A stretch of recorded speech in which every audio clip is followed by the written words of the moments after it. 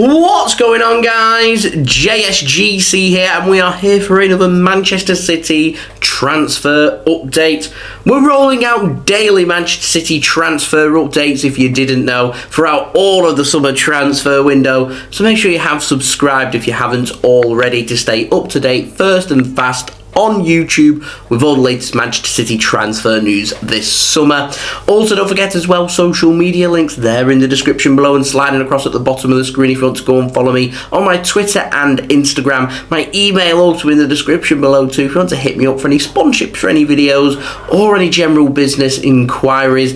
Leave a thumbs up as well if you do enjoy this video. 500 likes once more is the aim, so any help towards that would be much appreciated. Also, don't forget as well to let me know what you make of these transfers in the comments below. And lastly, this video is sponsored, and I want to say a big thank you to BetUS. BetUS are running a 125% sign-up bonus with up to $2,500 as your sign up. All you need to do is press the link in my description to sign up with the promo code JOIN125. You can bet on the go. It's super convenient. They have fast payouts, live betting where you can bet on football as well, so do go and check that out. Details there in the description, and much love to my following in the United States of America. So let's crack on then with this video. We're going to start off first with the outs, and we've got an update on Liam Delap. Now, Fabrizio Romano has confirmed on Twitter that a £16 million bid came in this week for Liam Delap from Southampton. Manchester City have rejected this offer. We have told Southampton that Liam Delap is not for sale for Manchester City. He will not be sold permanently to any club this summer. He's only available for loan. That doesn't necessarily mean he's going to be loaned out to Southampton. Man City, they want guarantees of regular playing time for Liam Delap to best suit his development. Will Southampton be able to offer him that? That is another question. I imagine they'll probably be looking for permanent transfers rather than loans as well. So we'll see where Liam Delap does end up, but I am expecting him to leave Manchester City within the next month or so, and I imagine City would probably want him to leave and head out on loan probably before the start of the season, so that could be sorted within the next week or two, depending on where he's going to end up. The EFL season does start next weekend, and the Premier League season starts in 2 weeks' time, so time is of the essence, as they say. Now, moving on to the ins, we've got an update on a player that City were linked with a fair few months back, and that was Bukayo Saka. Now, he's a player that City could have a look at in another window. He was linked much earlier in the summer once it became clear that Raheem Sterling and or Gabriel Jesus were going to leave Manchester City. It's a case that both have left, so City were having a look at potential wide attacking players. However, with City being linked, I know Liverpool's name's been chucked out there as well. Arsenal, they want to secure him on a new deal to keep his long-term future with them and fend off interest from Manchester City and other clubs as well. That's according to the Daily Mail.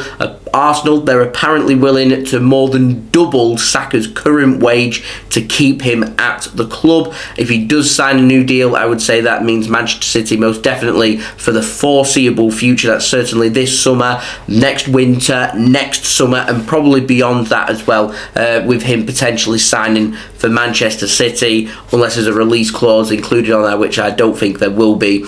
So that would be a transfer that's not going to happen if he does sign that new contract. Now, moving on to the final story, it's a very interesting one, this one, and it comes in the form of an update on Cucurella, Marc Cucurella, of course, of Brighton and Hove Albion. Now, this is a very difficult, very complicated transfer.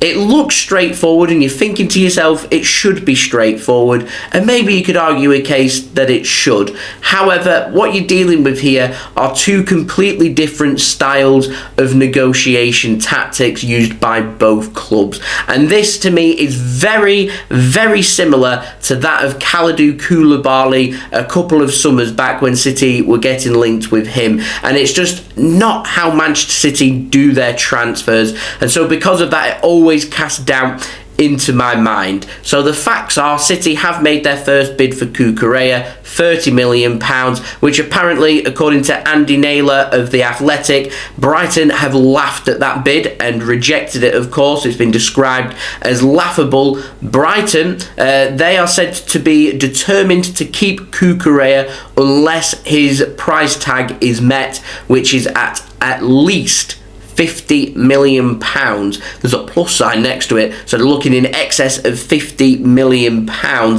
I'm going to give it a week or two, and if things don't start to progress from there, I can see City walking away and having a look at other alternatives instead, and potentially cheaper alternatives, which is what we've been speaking about over the last 10 days or so. But this is complicated because, unlike the Koulibaly saga, there's also a Premier League premium being applied here by Brighton that, quite frankly, in terms of this market value that's been put in place, the price tag just doesn't reflect the value for money when signing fullbacks from other clubs abroad. There are brilliant other options for Manchester City who are available for £30 million that City's willing to pay for Cucurella. You could probably pick up players for even less than that as well that would be able to adapt, give them a season or two, would probably be very decent options on the left side for Manchester City. And I'm sure Brighton fans will be sitting there saying they're more than happy for Man City to go and do that because they want to keep Cucurella because he's just so important to them. But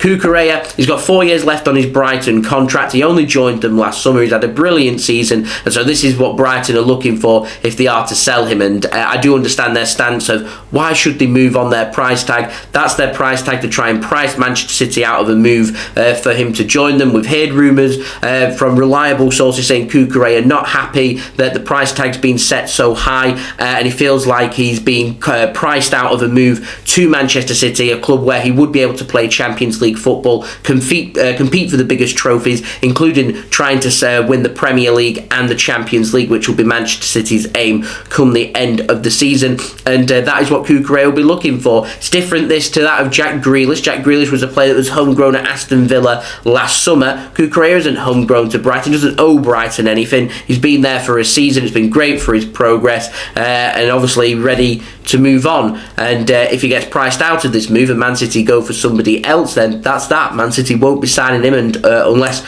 something surprising happens in the next 2 or 3 summers, City won't be looking at left backs to try and sign. So it is literally this summer, or it's not going to happen for Cucurella to join Manchester City, certainly for the foreseeable 2 or 3 years, which is a long time in football, as we all know. So we are hitting pretty soon crunch time. Brighton aren't budging on that first bid. I reckon City were hoping that they would negotiate. I can see Man City going in for a second bid because they know they've already got personal terms and everything and all the agreements in place verbally with Cucurella and his representatives, so they know he's keen on the move. They know they've got all them agreements in place. It's just about agreeing that fee with Brighton, which is a big hurdle. And Man City, when it comes to negotiations, are very, very stubborn. Brighton are very stubborn as well. This could go on for the rest of the summer. If City want a fullback, then they're going to have to make some progress or walk away. And I can see Man City not wanting to drag the heels too long, learning their lessons from previous sagas like that of Kalidou Koulibaly, and instead walking away and going for an alternative instead, one that's more straightforward and a more viable, more suitable option for Manchester City. And it's a great shame for Cucurella. I'm sure Brighton will be delighted with the direction that this is heading in. Manchester City, though, are they going to pay up the money? That's the situation. City could go in, I reckon they'd probably do it 5 million at a time, maybe put some add-ons in there, so 35 million, maybe a couple of million in add-ons and just increase it. But if Brighton aren't budging on their negotiations of £50 million, they're not going to bring it down to £45 million upfront fee and 5 million in add-ons, or bring that down a little bit more, then Man City will walk away and Brighton miss out on a lot of money, and they end up having a player there that ultimately, at the end of the day, wanted to play for Manchester City, not Brighton and Hove Albion. So crunch time. Be very interested. I'm sure there'll be a lot more developments on this in the next week or so. So you want to stay up to date first and fast with all the latest Manchester City transfer news every single day on YouTube. Make sure you have subscribed. Also, don't forget as well, social media links, they're in the description below and sliding across at the bottom of the screen. If you want to go and follow me on my Twitter and Instagram, my email also in the description below too. If you want to hit me up for any sponsorships for any videos or any general business inquiries, leave a thumbs up as well if you do enjoy this video. 500 likes is the aim. Any help towards that would be much appreciated. Let me know what you make of these transfers in the comments below, including how would you resolve the Cucurella situation. Let me know in the comments below. And lastly, do go and check out today's video sponsor, BetUS. Thank you very much to them for sponsoring this video. All details there in the description, and I'll see you all again tomorrow for the next daily Manchester City transfer update. So I've been JSGC. Thank you everyone for watching. I hope everyone is safe and well. Peace. Ciao for now.